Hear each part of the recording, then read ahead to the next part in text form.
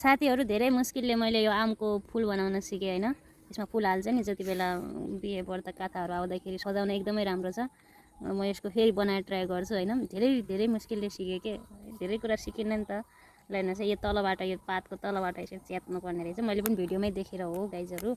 अनि म ट्राई गरिरहेको 2-3 चोटि ट्राई गर्दा त एकदमै फेल भयो हैन। अब यो चक्कु कैँचीले काट्न पाए त राम्रो हुन्थ्यो। कैँची मसित छैन के हेर्नु, त्यही पनि यस्तो जस्ट ट्राईको लागि मात्रै अहिले चाहिँ यसरी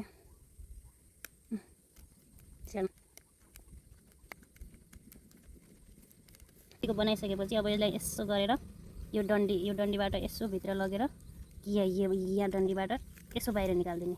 एउटा डन्डीलाई मात्र भित्र हालेर मोडेर निकाल्ने। यस्तो भयो है।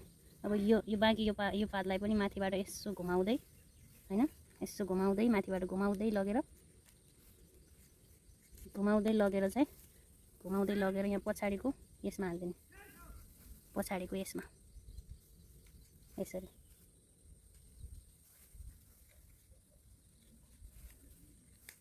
ल यसरी हालेर यहाँबाट तान्दिने माथि।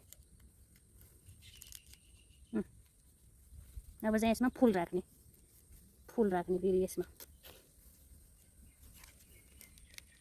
सजिलो पनि छैन गाह्रो पनि छैन। फर्स्ट सिक्दाखेरि गाह्रै छ गाइज। मैले चाहिँ बडा मुस्किलले सिकेको हैन।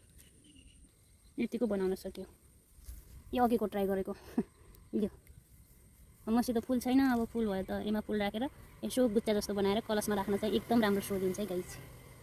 हेर्नुहोस् मैले पनि भिडियोमै देखेर बनाएको गाइजहरू। Thank you.